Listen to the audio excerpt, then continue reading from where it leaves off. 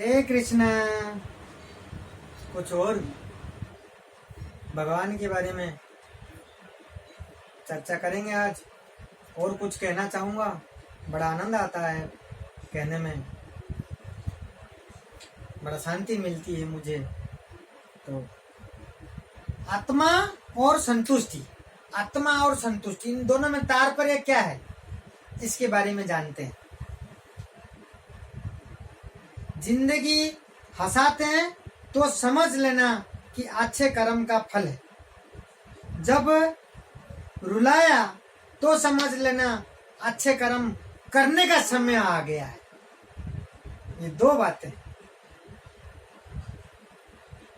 तो पुराने जमाने में एक गांव के अंदर दो किसान थे, दो परिवार में दो किसान थे। तो उनके पास थोड़े थोड़े जमीन था, दोनों के पास बराबर जमीन था। दोनों खेतीबाड़ी करके अपना गुजार करते थे। दोनों खेतीबाड़ी करके अपना गुजार, मेहनत करके अपने जो जो जितना जितना जमीन था, फसल खेतीबाड़ी करके वो अपना गुजार करते। कुछ दिनों जाने के बाद दोनों का ही सेम टाइम पे, सेम समय में मृत्यु हो जाती है। दोनों की मृत्यु हो जाती है। तो यमलोक आकर के लेकर के भगवान के पास जाते हैं इनको। एक कथा के अंदर है, भगवान के पास जाते हैं इनको लेकर के। तो भगवान पूछते हैं, अब क्या चाहते हो इन दोनों से। तो पहला किसान से पूछते हैं कि आप क्या चाहते हो। तो कहते हैं कि भगवान को एकदम दोष दे करके, गुस्सा से एकदम चिल्लाते हुए बोलता है, जीवन भर मैंने दुख पाया, मैं काम करते करते बैल की जैसा गधे की तरह करता रहा, कुछ नहीं मिला मुझे।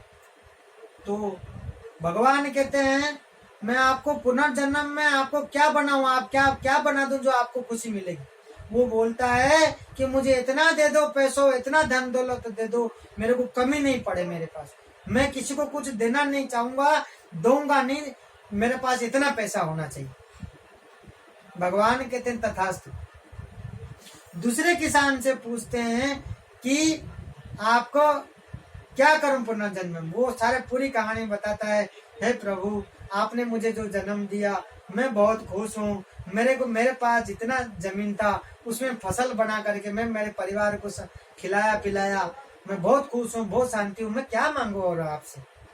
तो भगवान कहते हैं, कुछ तो मांगो, इस जन्म में मैं आपको जन्म दूंगा, पुनर्जन्म में आपको क्या दूं मैं, आपको खुशी मिलेगी, क्या मिले। भगवान विनती करने के बाद ही वो बोलता है, हे प्रभु जब इस जन्म में मेरे पास जितना था मेरे गुजार तक चल जाती थी, लेकिन मेरे पास जो भोजन खाने के लिए आते थे, कोई प्रसाद मांगने के लिए आते थे, कुछ मांगने आता था, मैं कुछ दे नहीं पाता था, मेरे घर से भूखा लौट जाते थे, मेरे पास होता ही नहीं था देने के लिए, मैं बचता ही नहीं था जो मैं किसी को खिला पाऊं, किसी को दे पाऊं। ये बड़ी मेरी मन में इस जन्म में रह गया, मैं किसी को कुछ दे नहीं पाया। मैं देने के लिए बड़ा मेरा मन है, खिलाने के लिए मेरा बड़ा मन था, ये नहीं कर पाया। कुछ ऐसा हो तो वो कर देना, मैं कुछ खिला पिला सकूं, कुछ दे सकूं। भगवान ने बोले तथास्तु। उन दोनों को इसी तरीका से मुक्ति मिलती है और पुनर्जन्म होती है उसी गांव में। दोनों का फिर वापस सेम टाइम में जन्म होता है। और वो जो पहला वाला किसान है, वो जो दुखी होकर के बोला था कि मेरे पास धन दौलत बहुत होना चाहिए, मैं किसी को कुछ नहीं देना चाहता हूँ, इस जन्म में बहुत दुख पाया, उसको तो जन्म मिला सबसे बड़ा गांव का भिखारी मिला। उसके झोले में सब ला करके पैसा डाल जाते थे, वो बड़ा सबसे गांव का भिखारी जन्म मिला उसको। और दूसरे किसान को वो जो जन्म मिला सबसे बड़े गांव के अंदर, सबसे बड़े सेठ के घर में जन्म मिला, सबसे बड़े पैसा वाला है गांव के अंदर। उसको ऐसा जन्म मिला जो वो देने में सक्षम हो, बांटने में सक्षम हो। उन दोनों को इसी तरीका से जन्म मिला। भगवान कहते हैं कि जो हमेशा दान देता है, खिलाता है, दूसरों को भी भला करता है, दूसरों को भी देता है, उसी के पास ही इकट्ठा होता है, उसी के पास ही भगवान देते हैं, ताकि वो देता है। जो देने में कुंठित होकर के भी देना नहीं चाहता है, उसको जाता ही नहीं, उसके पास कभी भगवान देते नहीं हो आगे से। ये ध्यान रखना है जीवन में अपने। उसी के पास इकट्ठा होता है, उसको एक बड़े घर में उसको जन्म मिला है, उसको उसे किसान को। उसी कथा के अंदर सार ये है भक्तों, जो ईश्वर ने दिया है उसी में ही संतुष्टि होना चाहिए। संतुष्टि होना बहुत ही जरूरी है। हर बात की दो पहलू है, सकारात्मक और नकारात्मक, दो पहलू है। दूसरों की प्रति सेवा भाव रखो, हमेशा दूसरों के प्रति दया करुणा सेवा भाव रखना चाहिए। भगवान क्या करते, किसी ना किसी के जरिया से तो करते किसी का भला, किसी ना किसी के जरिया से करते हैं भगवान भला, तभी मुझे देते। मेरे पास आज एक्स्ट्रा है तभी भगवान ने दिया, मैं किसी का कुछ भला कर लूं। एक बात है जीवन में भला करना, जीवन में आप चाहते हो कि मेरे जीवन में खुशी हो, आनंद हो, मेरे जीवन में सब कुछ भला हो, तो आप भला करेंगे तो ही आपका जीवन में भला होगा। किसी को दो खुशी मिले, दो आप खुशी देंगे तो आपको खुशी मिलेगी, ये तय है, ये बिल्कुल एकदम गांठ बांध लेनी चाहिए। आप दया करना भाव होनी चाहिए सबके प्रति, दूसरों के प्रति यही भाव होनी चाहिए हमारे दिल और हृदय से। भक्तों उन्हीं के पास होता जो देना जानते हैं, जो देना जानते हैं उन्हीं के पास होता है। सभी दे नहीं सकते, दिल होना चाहिए। वो तो भक्ति में ही होता है ये सब चीजें। जो समझता है इस दुनिया को, जो अपने आप को समझता है, संसार को जो समझता है, वो ही कर सकता है। बाकी जो नहीं समझता वो तो मूर्ख है, अपने जीवन ही जंग लगा रहा है। वो क्या करने आया, क्या कर क्या रहा। चाहे देने के अंदर, चाहे भोजन हो या धन हो, चाहे मान सम्मान हो, ये तीन चीज ध्यान रखना है। चाहे भोजन हो, भोजन हमेशा दूसरों को कराना चाहिए, बड़ी आनंद मिलता है। वो खुश होकर के अपना पेट भर के शांति होकर के गया, ये समझ लो बहुत बड़ा आशीर्वाद है हमारे लिए, बहुत बड़ी आशीर्वाद है, बहुत अहम बातें हैं ये भक्तों। और धन हमारे पास एक्स्ट्रा है या नहीं है, उस धन में से जितना हमारे पास है उसमें से थोड़ा सा किसी को आप दान दे देते हो, किसी काम अच्छे काम में दे देते हो, तो ये समझ लो कि बहुत बड़ा आशीर्वाद है आपके लिए। और मान सम्मान, हमेशा मान सम्मान करना चाहिए सबका। कभी किसी का निंदा और किसी का कूटनीति और चुगली नहीं करनी चाहिए, पीठ पीछे बातें नहीं करनी चाहिए, मान सम्मान करना चाहिए, ये ध्यान रखना है। ये तीन बातें बहुत अहम बातें हैं, हमारे को ध्यान रखना है जीवन में। और एक कथा मेरे को याद आ रहा है, बहुत अच्छा कथा है। एक बच्चे की कहानी है। एक 8 साल का बच्चा है, 1 रुपया लेकर के, वो एक बहुत सुंदर कथा है, ध्यान से सुनना। 1 रुपया लेकर के एक बच्चा दुकान बाजार में ढूंढता है भगवान को। किसी ने कहा कि भगवान ही बचा सकते हैं, तो वो 1 रुपया लेकर के एक दुकान में जाता है। वो बोलता है कि भगवान दे दो, 1 रुपया दिखा करके। वो दुकानदार गुस्सा में इसके पैसा फेंक करके उसको भगा देता है। ये डर के हमारे दूसरे दुकान जाता है, खड़े होता है। वो दुकानदार पूछता है क्या लेना है, बोले वो 1 रुपया है, भगवान को लेने आया हूँ।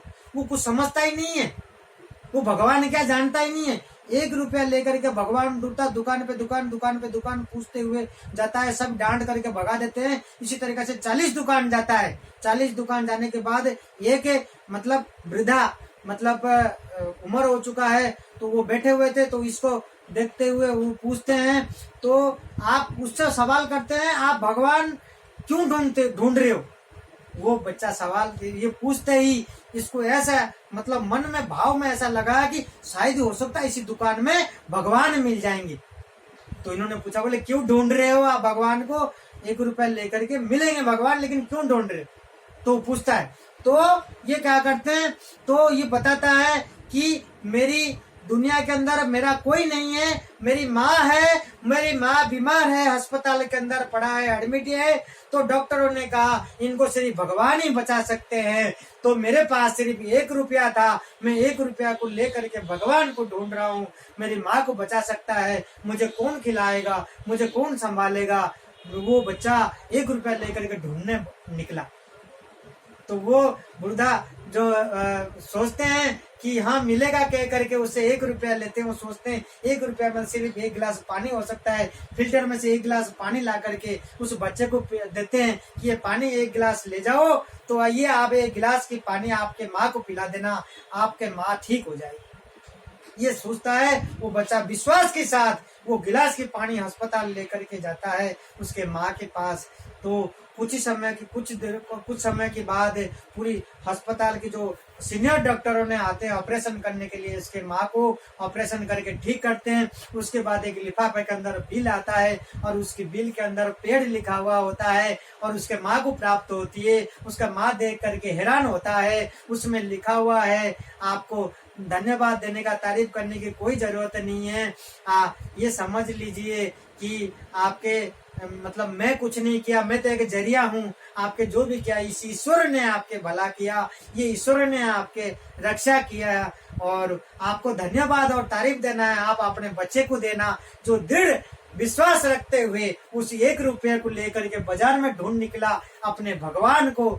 तो इसी तरीका से भगवान के प्रति उस बच्चे का जैसे दृढ़ विश्वास होता है, वो कुछ ना समझता उसमें, तो उसने ऐसे विश्वास था कि हाँ भगवान कोई है जो मिल जाएंगे, मेरी माँ को ठीक करेंगे। इसी तरीका से एक व्यक्ति जो पीछे से आकर के बिल भरता है, उसका माँ का ऑपरेशन होती है, उसका माँ ठीक हो जाता है और उसी बच्चे का तारीफ के लिए उस लिखता है आपके बच्चे को तारीफ करना। वो अपना कोई पता नहीं देता किसने बिल भरा, किसने क्या हुआ, उसका माँ कैसे ठीक हुआ। और उस कहते हैं कि वो जो दृढ़ विश्वास होना चाहिए हमेशा भगवान के प्रति, तो आपका सब काम सफल हो। इस दुनिया के अंदर भगवान थे, अभी भी हैं और हमेशा के लिए हमारे पास है और हमेशा के लिए रहेंगे, हमारे हमेशा आसपास ही रहते हैं। लेकिन हमेशा उनके प्रति भक्ति होनी चाहिए, भाव होनी चाहिए। भक्ति भाव दृढ़ विश्वास से वो मिलते हैं भगवान ने भक्तों। तो इसी तरीके से भगवान को याद करें तो सब कुछ आपका काम सफल होगा, आप सफल होंगे, आपको आनंद लगेगा। कहीं भी शांति और आनंद खुशी है सिर्फ भक्ति, उन्हीं की कृष्ण भगवान की चरणों में है, उन्हीं की भक्ति में ही है सब कुछ आनंद। जितना आनंद और सुख शांति अंदर से होगा, एक भक्ति आपको बता सकता है। आप जब भक्त बनेंगे, आपको जब भक्ति मिलेगी तभी आपको एहसास होगा, आपको तभी पता चलेगा कि मैं क्या कह रहा हूँ, इसका कहने का तात्पर्य क्या है। खुशी कितना भी आपने अनुभव किए होंगे, कितना भी आपके जीवन में मिला होगा, लेकिन इसी मार्ग में जो खुशी, जो शांति और भक्ति जो मिलती है, आत्मा शांति होती है ना, एकदम क्लियर। जैसे कहते हैं ना, सच्चे रास्ता में कभी कुछ होता था डरता ही नहीं है इंसान। झूठ कोई गलत काम करता है तभी उसका हमेशा डर रहता है। उसी तरीके से बाकी खुशी में ऐसे होती है। बाकी इस खुशी के अंदर इतना एकदम बेझिझक सीना चौड़ा करके जो आनंद आता है, आत्मा होती है। आप हमेशा हर पल में, हर समस्या में, किसी भी हाल में खुश रह सकते हैं। तो इसी तरीके से भगवान की ओर चर्चा करते रहेंगे। हरे कृष्ण।